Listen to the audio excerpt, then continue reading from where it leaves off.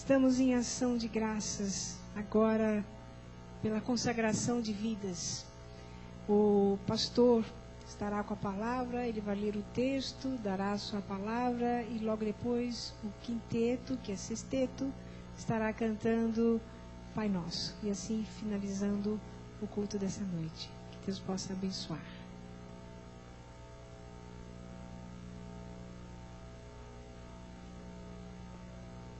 Antes da leitura da palavra de Deus, quero pedir as orações da igreja, porque 5 minutos antes de vir para a igreja, eu recebi um telefonema de Macaé que meu irmão Edivar está muito mal, internado no CTI de Macaé, e não tem mais informações, mas viajarei para lá, talvez amanhã cedo, mas a vida dele está sob o controle de Deus, eu também estou tranquilo, e nós pedimos que a igreja toda hora em seu favor. Ele tem um estado de saúde meio abalado, depois de um acidente que teve, os irmãos se lembram disso, segundo os médicos era impossível ele resistir, depois daquele acidente, já fazem muitos anos que, pela graça de Deus, ele está conosco, mas hoje ele passou mal, de repente, foi encaminhado para o hospital e o médico mandou imediatamente colocá-lo no CTI, porque o seu estado de saúde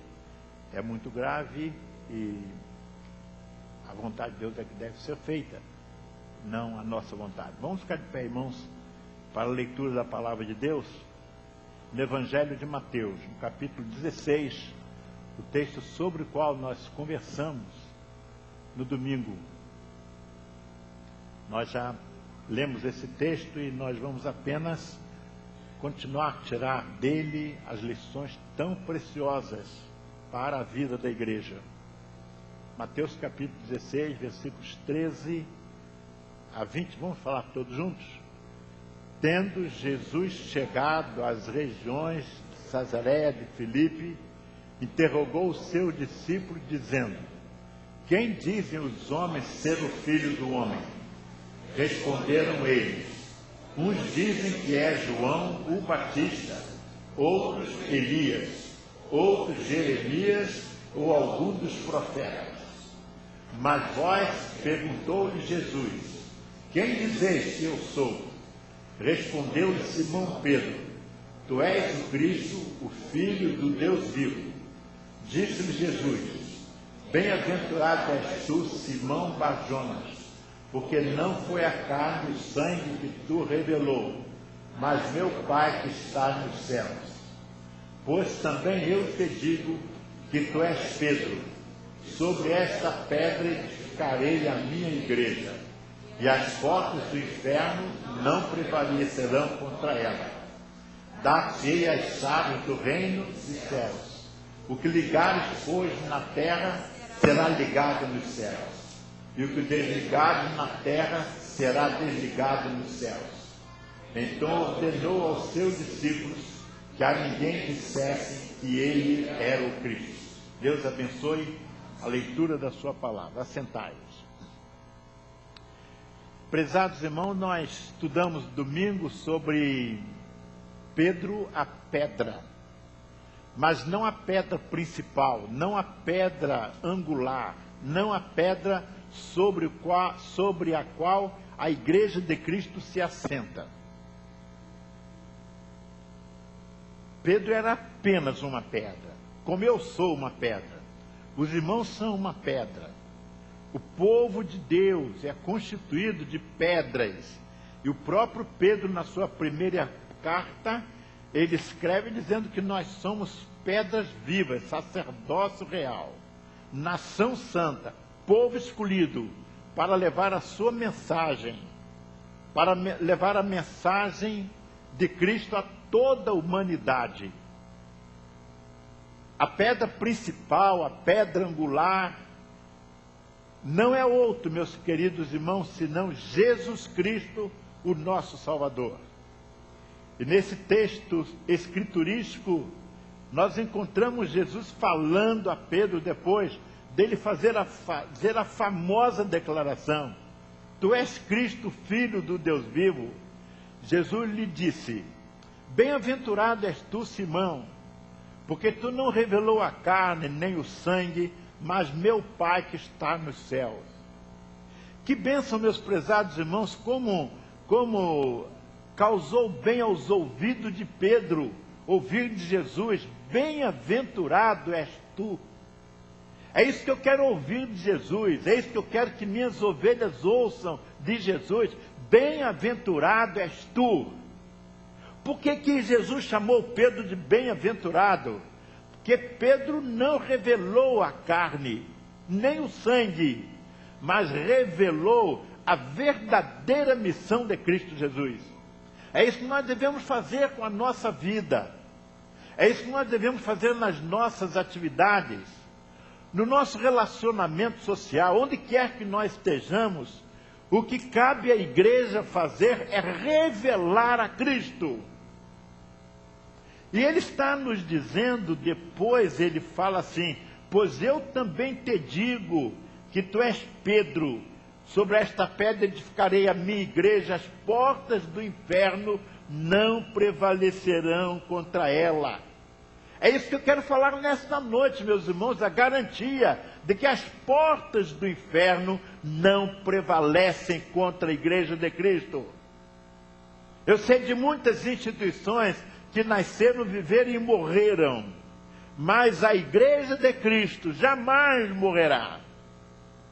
A igreja de Cristo jamais desaparecerá, porque o inferno não tem poder sobre a igreja de Cristo. As portas do inferno não prevalecerão.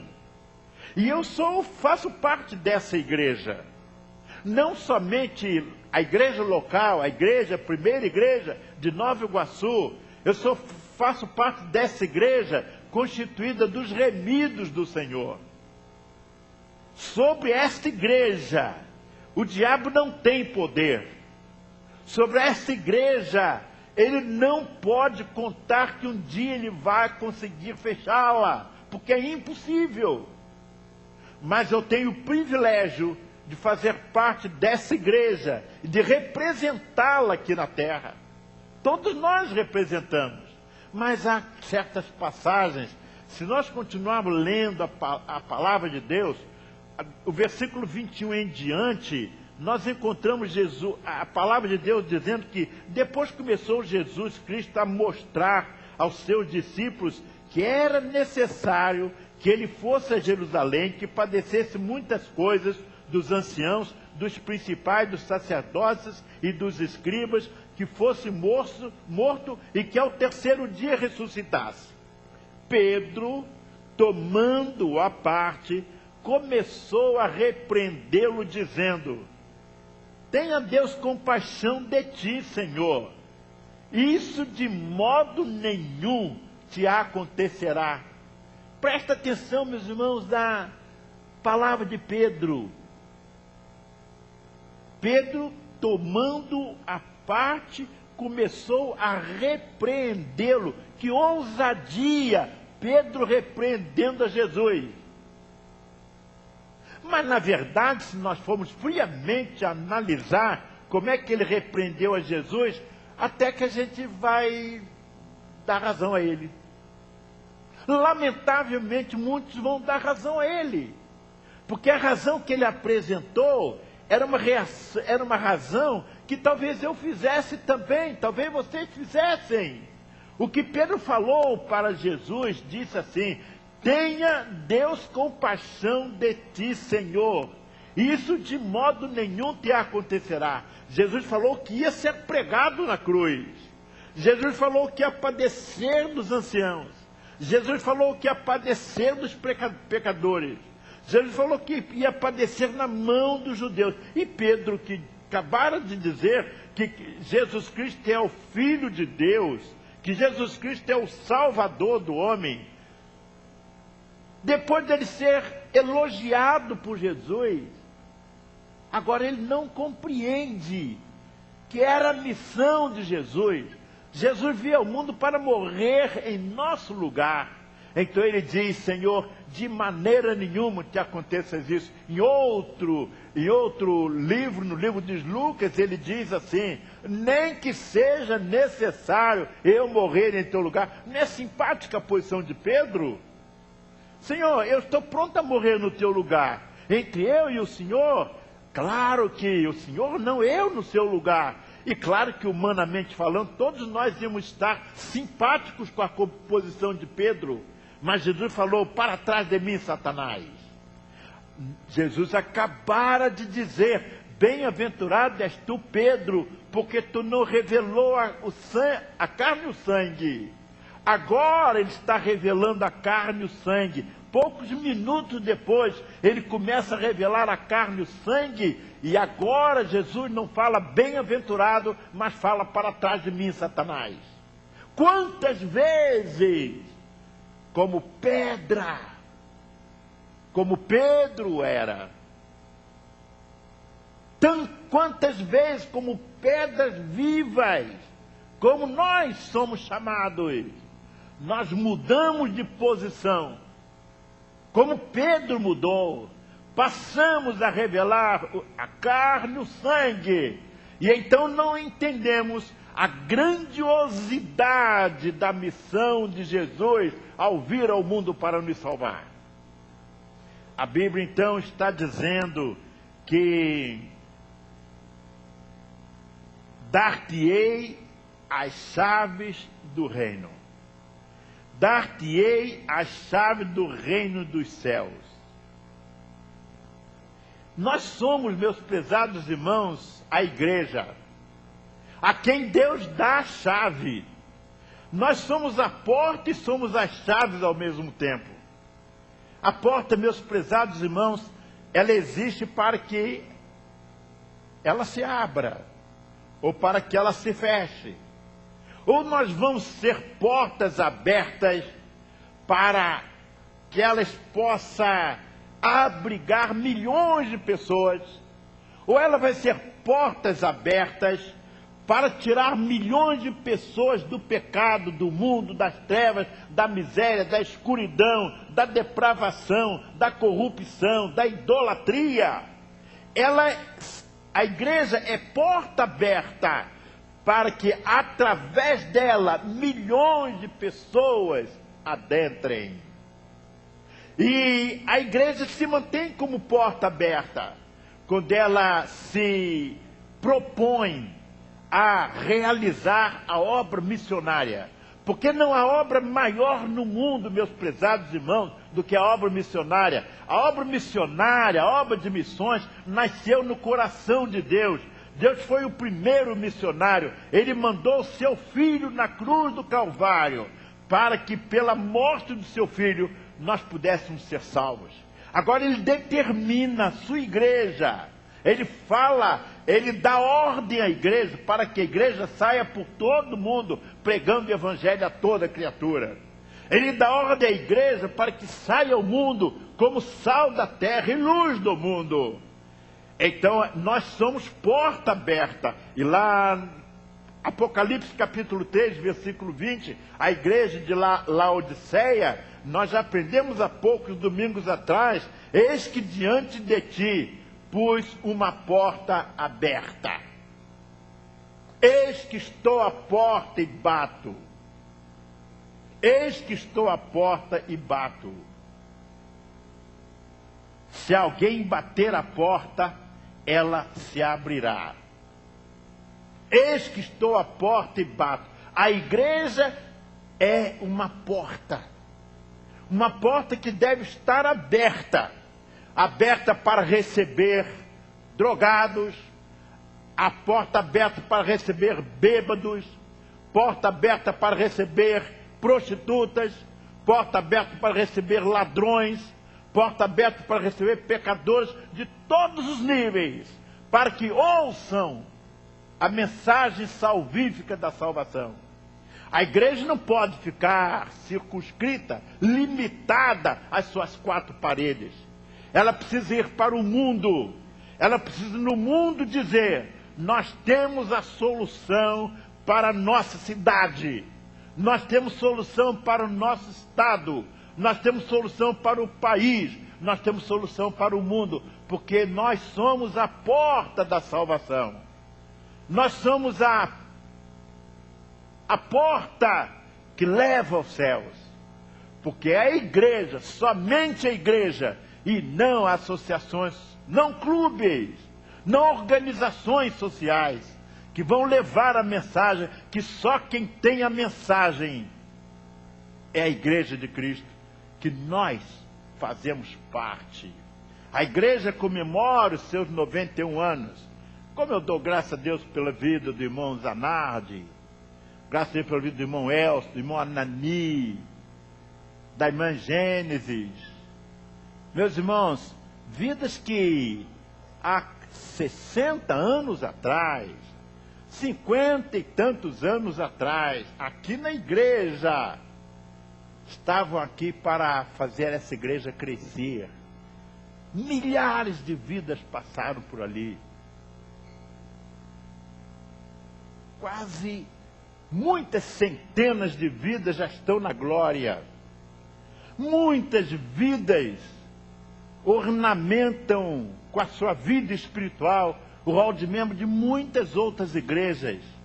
Quantos troféus vivos levados a Cristo, porque a porta esteve aberta. Porque a porta está aberta. Porque a porta continuará aberta. A Bíblia fala, meus prezados irmãos, que a porta só pode ser aberta pela chave. As chaves existem para fechar a porta e para abrir a porta. Essa é a figura do castelo, cheio de dependências. Todas as dependências muito bem fechadas. Mas havia um funcionário que tinha que cuidar de todas as chaves do castelo. Ele conhecia a chave de cada porta. E era um homem muito importante na administração do castelo. Era muito comum nos dias de Jesus. Era muito comum nos dias dos apóstolos. Então Jesus está fazendo essa referência, dizendo que a igreja é uma instituição com portas. A chave somos nós. Como é que o mundo vai saber que Jesus é o Salvador se nós não funcionarmos como chaves que abre a porta para que a obra de Deus seja conhecida? No livro de Atos nós encontramos Pedro abrindo as portas da fé, a famosa passagem do dia de Pentecostes. O apóstolo Pedro toma da palavra diante de uma multidão e começa a contar a história do povo de Deus.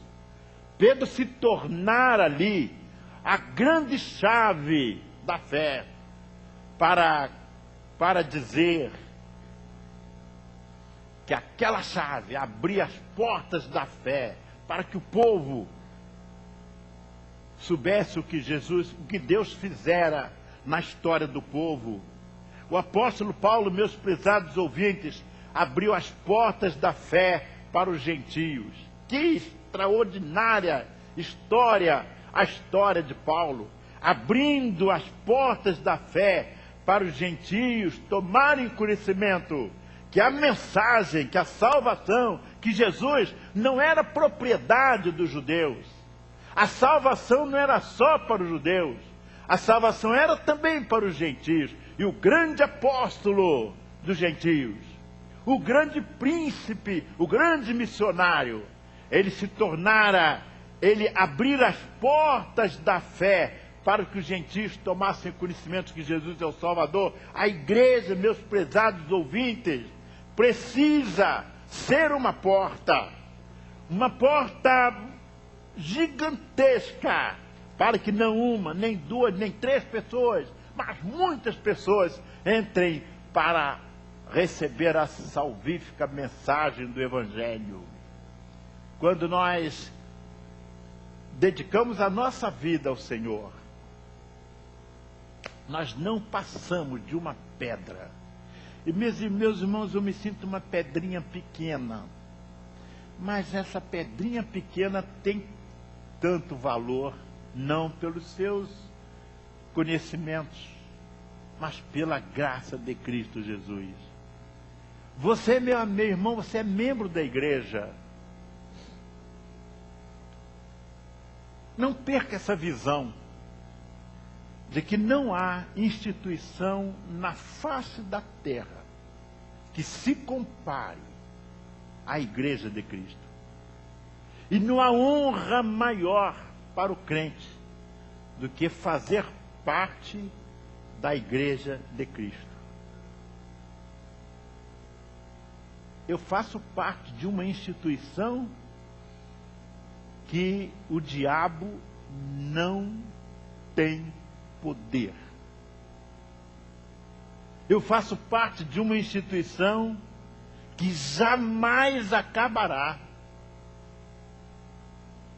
Eu faço parte de uma instituição que a Bíblia diz: as portas do inferno nunca prevalecerão contra ela. Mas eu sou como Pedro, cheio de altos e baixos. Talvez uma hora Jesus vai falar para ele: bem-aventurado és tu, filho, bem-aventurado és tu. E outra hora Jesus vai dizer: para trás de mim, Satanás. Dependendo tão somente do que nós fazemos. Dependendo tão somente quanta intimidade nós temos com Deus.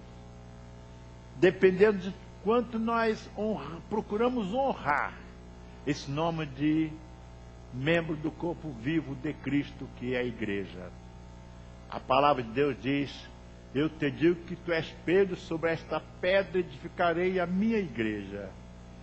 Eu sou como Pedro, uma pedra pequena, fazendo parte, assentado sobre uma pedra maior, uma pedra gigantesca em poder, que é Jesus. E a Bíblia me garante, e eu creio,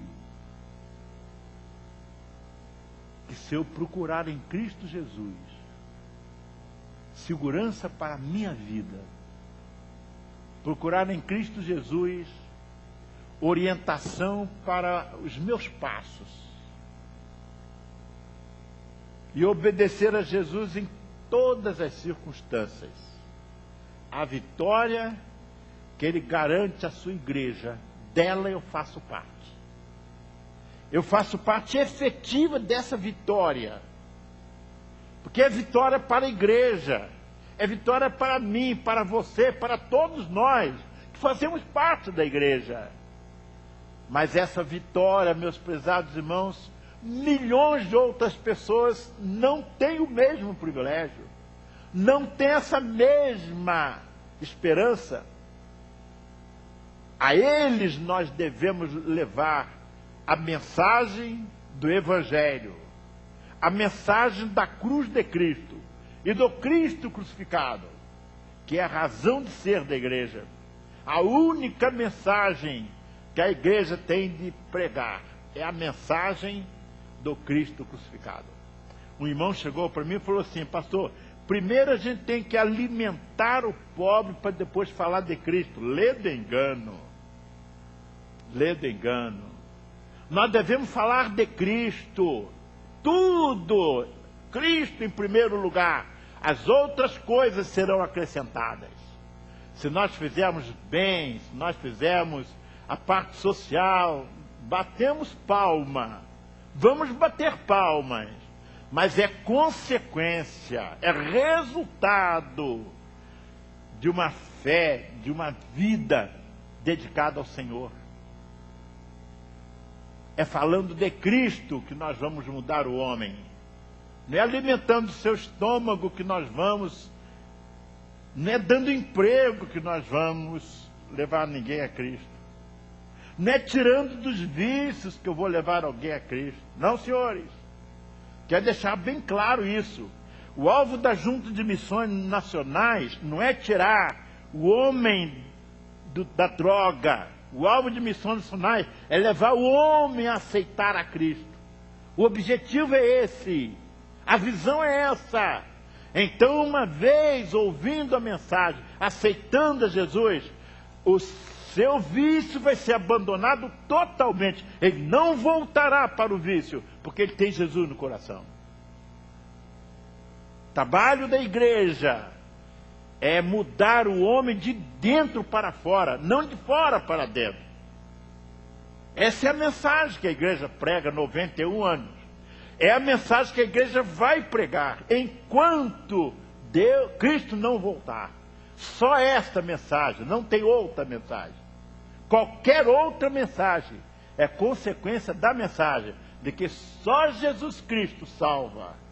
Só pelo arrependimento dos pecados, aceitação a Jesus como Salvador, é que o homem pode ser mudado. Eu convoco a minha igreja, toda a igreja, todos os crentes, sem exceção, nossos visitantes queridos, anunciar só essa mensagem. Jesus Cristo é o nosso Salvador. Jesus Cristo é o nosso Senhor. Que Ele nos abençoe.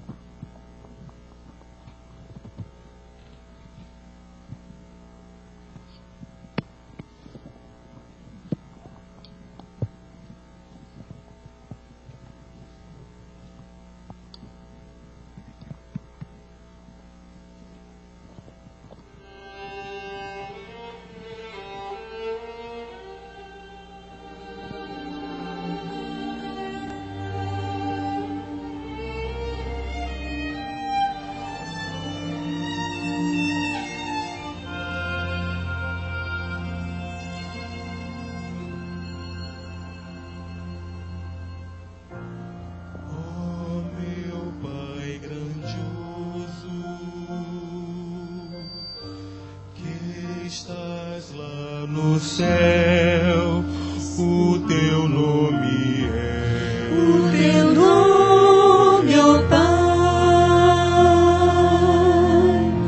se faz entre nós. Teu reino, ó Pai, como é feito no céu.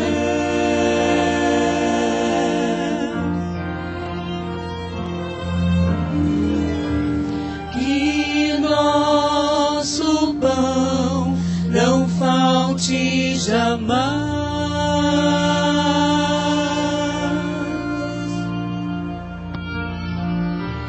Vem perdoar a quem nos fez mal.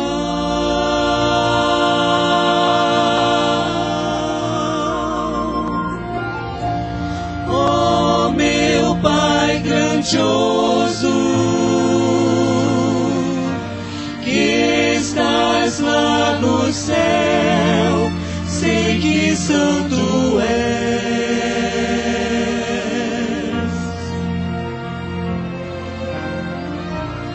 Oh, venha livrar-me da vil tentação e do mal deste mundo.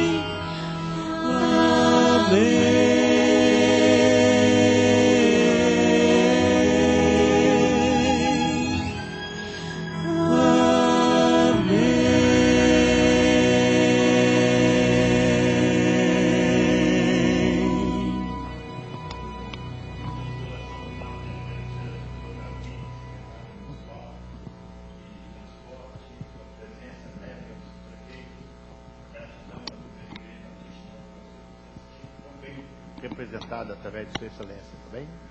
Tá bem? Nosso querido vereador leve à Câmara Municipal a nossa gratidão. Nos representa muito bem os edis de nossa cidade, tá bom? Muito obrigado e obrigado também a todos os nossos queridos visitantes. Oremos. Querido Deus, nosso Pai dos céus, mais uma vez nós te agradecemos pela bênção desses dias, ó Deus, desde domingo, quando pela manhã e à noite te cultuamos, te agradecendo pelo aniversário da igreja. Ontem, numa noite abençoadíssima de confraternização, tantas alegrias vividas, Senhor Deus, ontem à noite, agora no culto que te prestamos, que tu recebas, ó Deus, tudo que aqui aconteceu, saiu do fundo do nosso coração, para te tributar a nossa gratidão pelas bênçãos que tu tens outorgado à vida da tua igreja. Que o teu nome seja glorificado em toda a sua história, ó Deus, e que milhões de almas sejam levadas aos pés do teu Filho Jesus, através do ministério da primeira Igreja Batista de Nova Iguaçu. Nós oramos, ó Deus, humildemente, agradecidos, no nome de Jesus, o nosso Salvador. E agora, o amor de Deus o Pai, a graça de Jesus Cristo o Filho, a comunhão e as consolações do Espírito Santo de Deus, sejam com todo o seu povo espalhado pela face da terra, e especialmente, ó Deus, com esta congregação aqui reunida, hoje e para todos sempre. Amém. Podemos assentar. Que Deus a todos abençoe.